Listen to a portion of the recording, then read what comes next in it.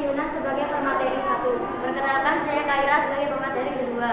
Perkenalkan, saya Maulidia Kasandi sebagai pemateri. Saya serahkan kepada Saya serahkan kepada Yunan untuk membacakan hasilnya. Yang pertama adalah pengertian. Perdagangan antar daerah merupakan kegiatan tukar barang atau jasa berdasarkan kesepakatan bersama tanpa ada unsur pemaksaan. Lembaga suatu daerah atau pulau lain dalam satu batas wilayah negara atas dasar kesepakatan bersama. Yang kedua adalah tujuan perdagangan antar daerah. Perdagangan antar daerah atau antar pulau tidak lagi dengan cara mempertahankan cara tradisional dengan bantuan alat komunikasi, jasa kirim, serta internet. Perdagangan antar daerah dilakukan oleh beberapa pelaku ekonomi dengan beberapa tujuan. Tujuan adanya perdagangan antar daerah adalah sebagai berikut. Yang pertama adalah memperoleh keuntungan. Tujuan utama dilakukan perdagangan antar daerah adalah untuk memperoleh keuntungan. Keuntungan diperoleh dari selisih antara harga beli dengan harga jual. Yang kedua adalah memperoleh jangkauan pasar. Perdagangan sampai keluar daerah atau luar pulau dapat memperoleh jangkauan pasar.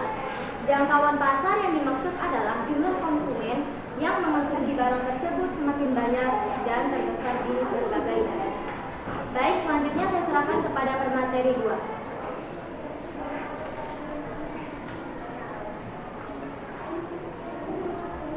Faktor. Perbedaan faktor produksi yang dimiliki faktor pendorong perdagangan antar daerah antara lain, perbedaan faktor produksi yang dimiliki terutama faktor produksi alam. Daerah Kabupaten Wonosobo, Jawa Tengah dengan tanah yang subur, sayur mayur lebih banyak penjualnya sampai keluar daerah dibandingkan daerah lainnya. Semisalnya daerah Gunung Kidul atau Yogyakarta. B.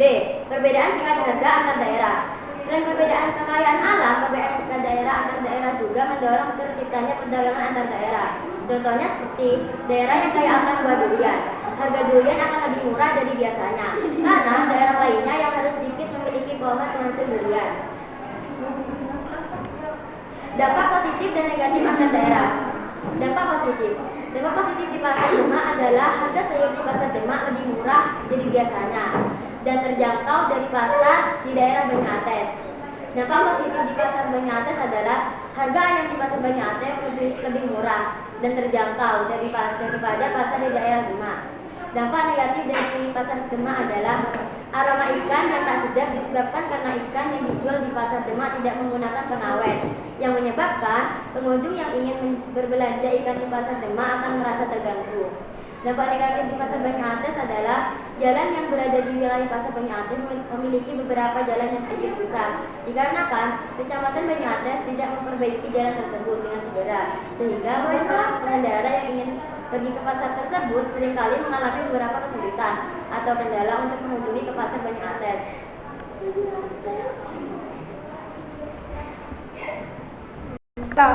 Baik, apakah ada pertanyaan dari kelompok lain?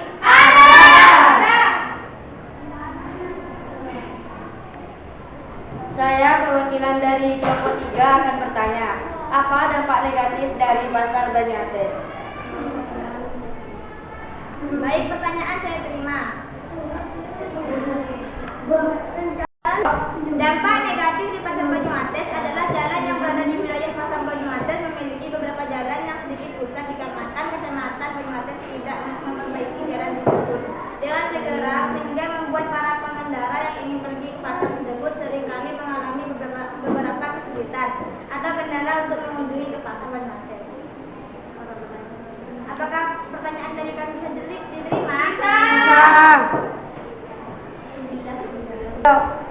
Cukup sekian presentasi dari kami, kurang lebihnya mohon maaf. Assalamualaikum warahmatullahi wabarakatuh.